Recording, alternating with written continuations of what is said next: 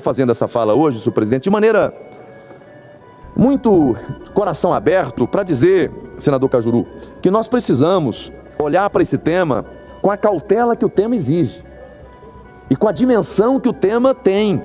Nós não estamos tratando de uma questão menor, nós estamos tratando de algo extremamente sensível. Das garantias de liberdades no Brasil, nós temos boa parte delas sendo relativizadas.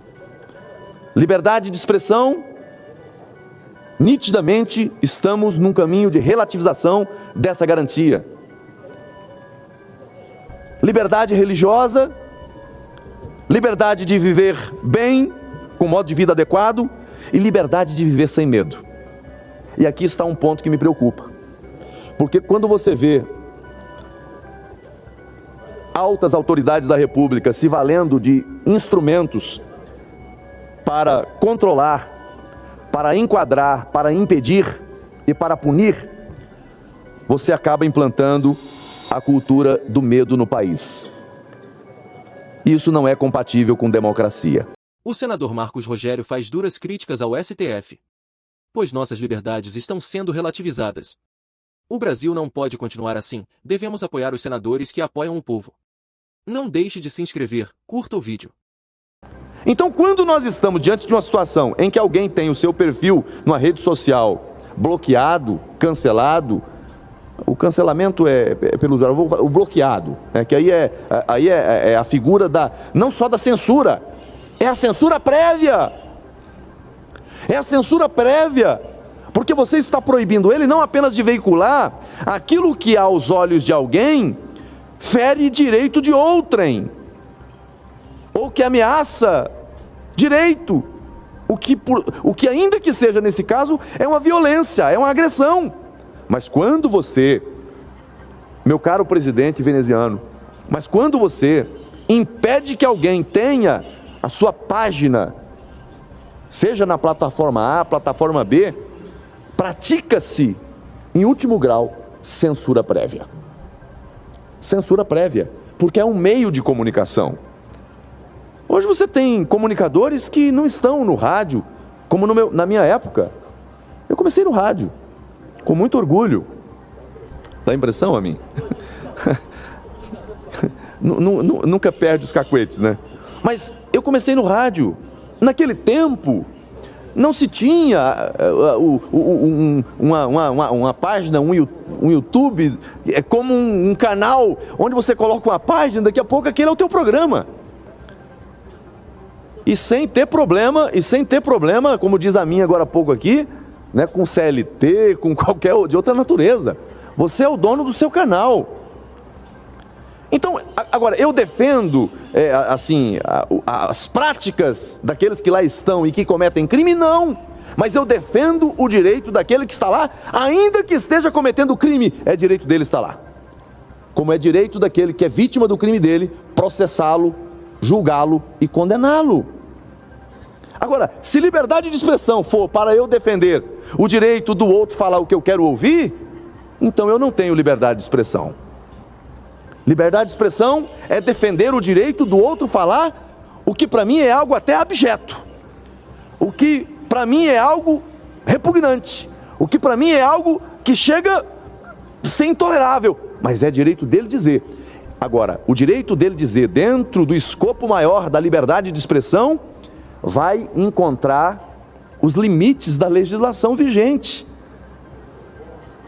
Matéria penal, se extrapolou os limites, atacou a honra de alguém, está lá a legislação penal, para o enquadramento e a devida punição, a reprimenda adequada.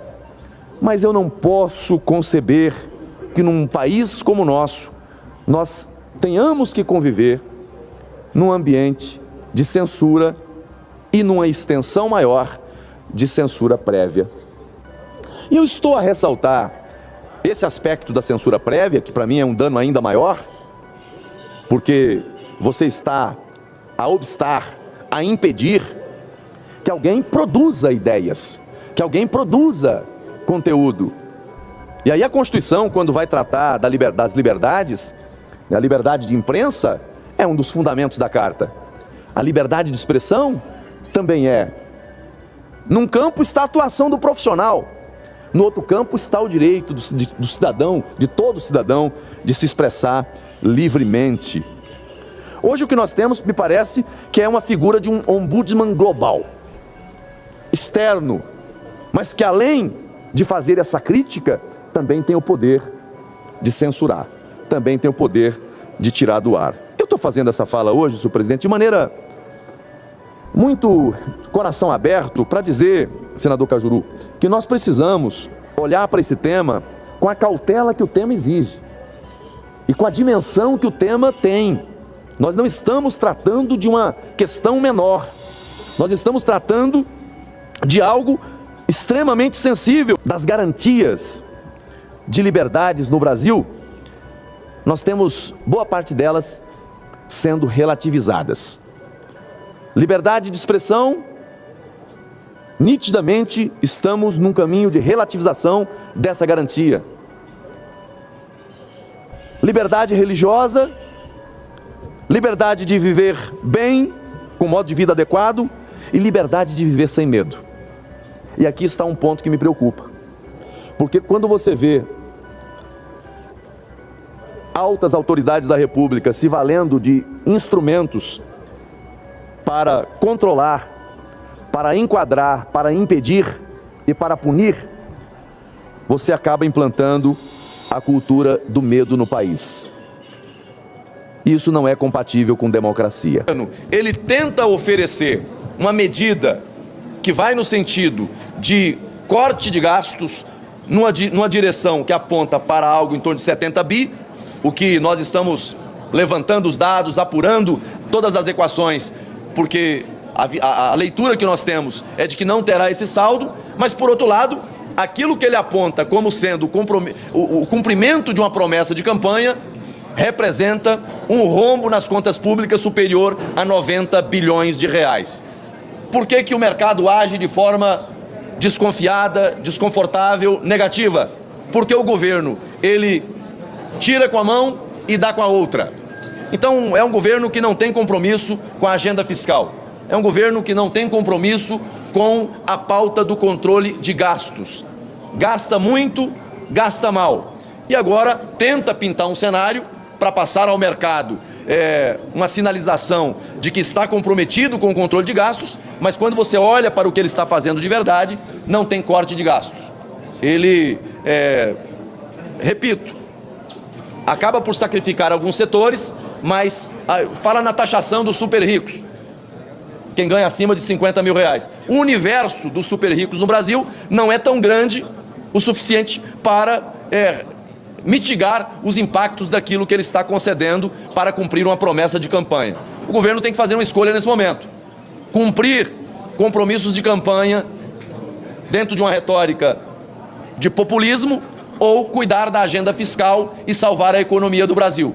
Mas quem criou esse modelo de desastre econômico foi o governo. Agora, ele é o responsável por apresentar uma proposta que deve vir desenhada numa proposta de emenda constitucional e num projeto de lei complementar, né, que começa a sua tramitação pela Câmara dos Deputados e depois do Senado. A oposição sempre defendeu a pauta do controle de gastos, sempre defendeu o equilíbrio fiscal. Não é agora que nós vamos mudar o nosso discurso, mas não vamos embarcar numa proposta que é um grande faz de conta, uma proposta que promete muito e não entrega quase nada. Então, quando a gente olha para os resultados do Brasil, o senador Oriovisto disse aqui, né, o PT está preocupado com o processo eleitoral. Lula já está começando a dizer que nem sabe se vai ser candidato. O que derruba o presidente da República é a economia. Economia ruim, resultado ruim, desemprego, poder de compra das pessoas despencando, que é isso que nós temos no Brasil hoje. Porque de vez em quando o governo vem bater no peito, se gabar de crescimento econômico, o Brasil está crescendo acima da média. Não, o Brasil está se endividando, aumentando a dívida pública e fazendo um crescimento artificial. Ou eu estou falando alguma besteira? É isso que nós temos. Então os resultados são ruins e o governo começa a amargar as consequências disso. E agora vem o governo Lula, vai dizer o quê? Vai fazer a reforma ministerial para buscar o caminho do corte de gastos, mas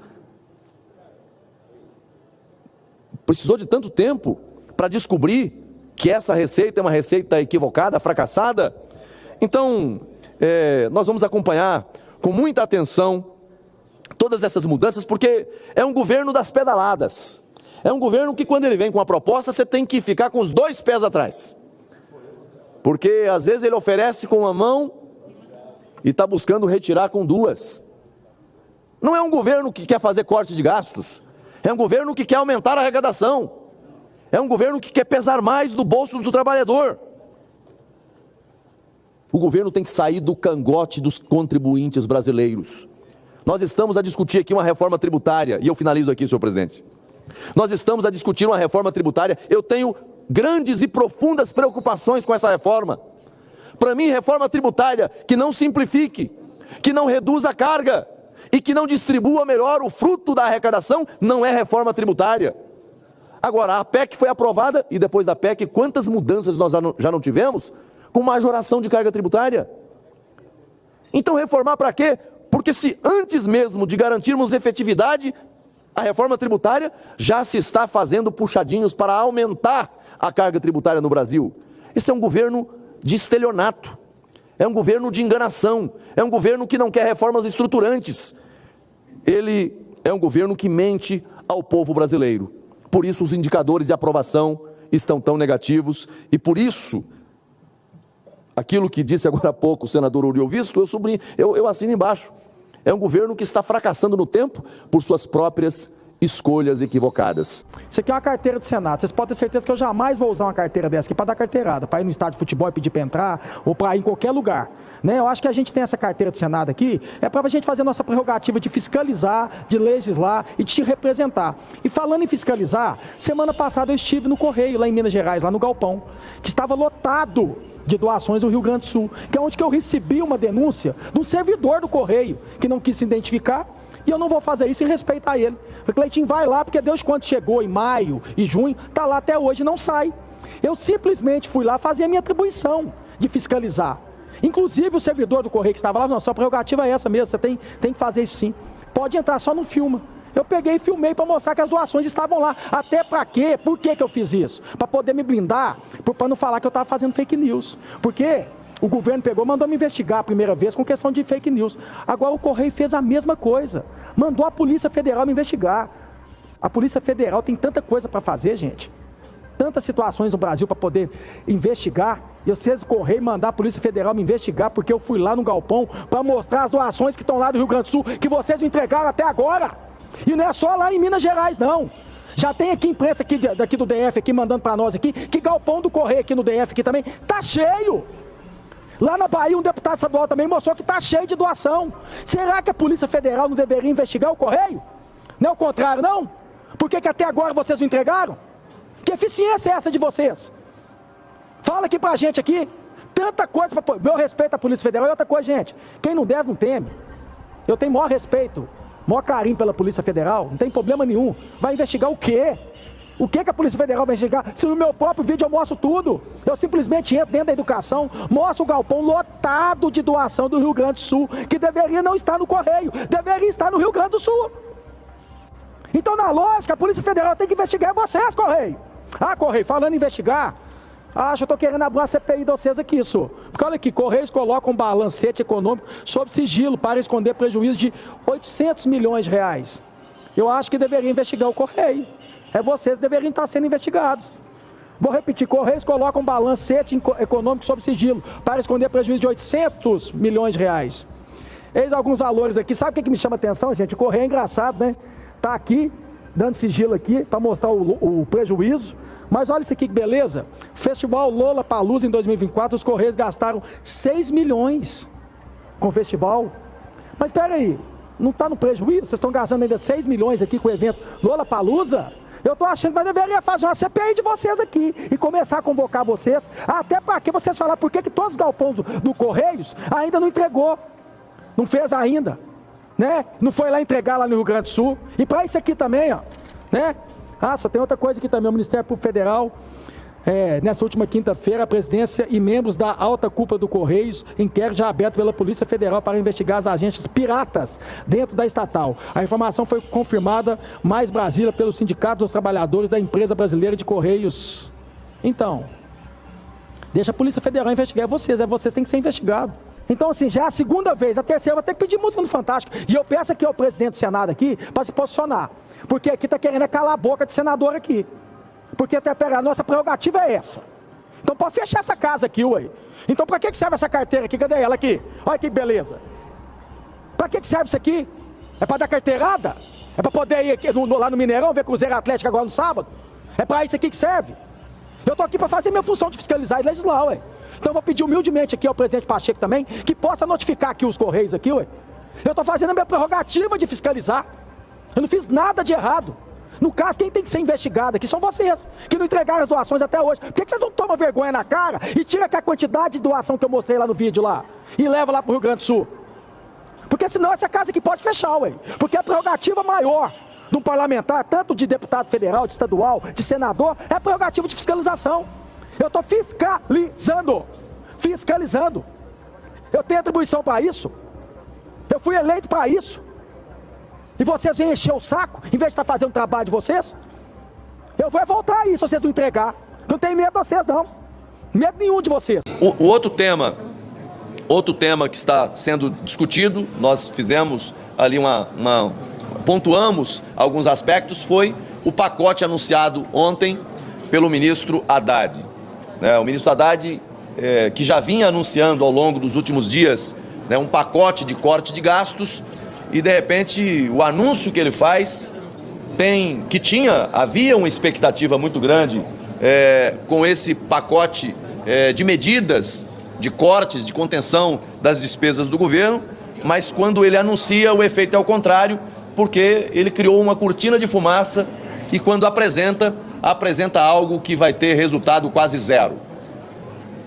A fala dele ontem foi mais uma fala política, uma retórica política, olhando no retrovisor, querendo desenhar, pintar para a sociedade que os problemas que o atual governo vem enfrentando, depois de mais de 2 anos de governo, ele quer olhar no retrovisor para dizer que isso tudo é consequência de medidas que foram adotadas no governo anterior. Já tem mais de 2 anos do atual governo, que criou aí um rombo nas contas públicas. Nós tivemos saldo positivo no governo do presidente Bolsonaro, na gestão do ministro Paulo Guedes, e agora nós temos o contrário. E aí ele vem com a receita, que é a receita política, de terceirizar a responsabilidade do fracasso da agenda econômica do atual governo e apresenta medidas que acabam por revelar uma hipocrisia no governo do PT.